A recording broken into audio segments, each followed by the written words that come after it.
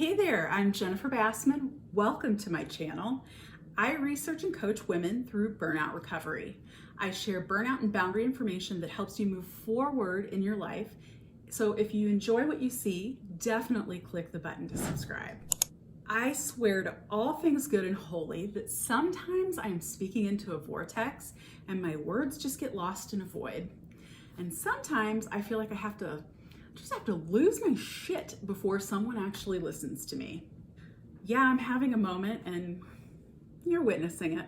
If this sounds familiar, stay tuned because I am going to share 7 tips from my subtle art of losing your shit and then getting it back list.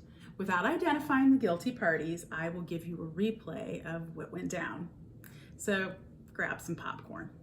I was asked by someone related to me to pull together some ideas for a certain other person's upcoming milestone birthday. Heck yeah, it was gonna help, and I was excited. So I ended up spending a couple of hours generating some ideas that I thought would be special to the guest of honor. After about a week, I shared my top 3 ideas with the person that asked me to generate them, but this person didn't like any of them.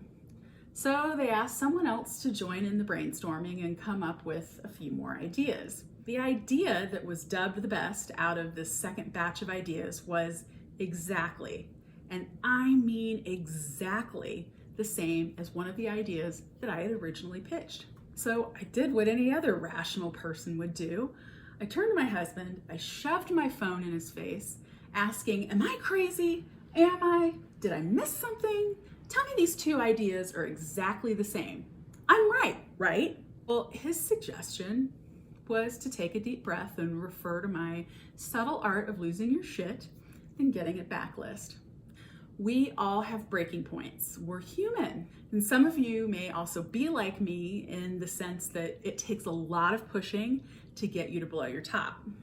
But of course, people only see that one moment where you're losing your mind and not the other 73 times you patiently let an awkward comment slide or had an idea stolen. Nope. An audience always knows just when to arrive to see that show.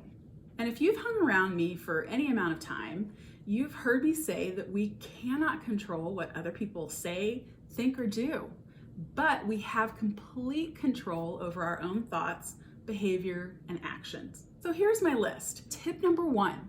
Ask for help. Why do we insist on toughing things out alone, as if no one else has issues or needs some assistance getting through a stressful event?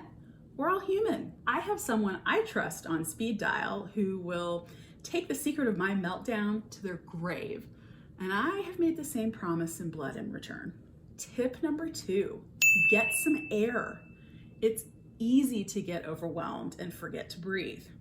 Tip number 3, find the funny. If I can get myself to laugh, I know calming down is within reach. One of my favorites is to remind myself that I wouldn't do well in prison due to my problems with authority, and there's a solid chance this isn't even worth going to prison for.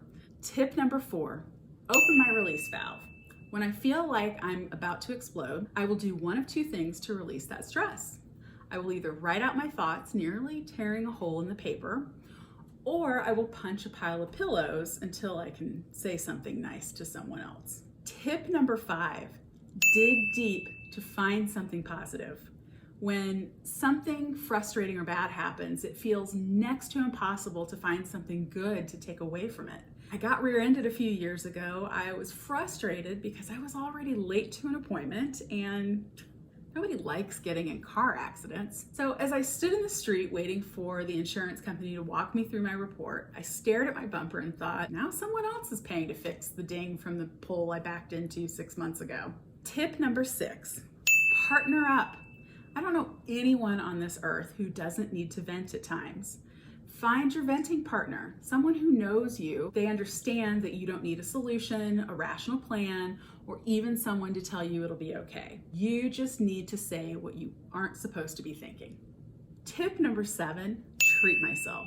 Sometimes when I'm about to lose my mind, it's because I feel overwhelmed doing something I feel like I have to do.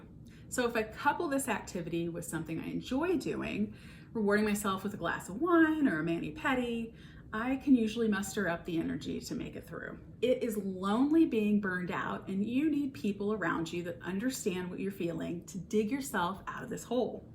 Subscribe to my channel and join my community so you can begin your burnout recovery in a safe space.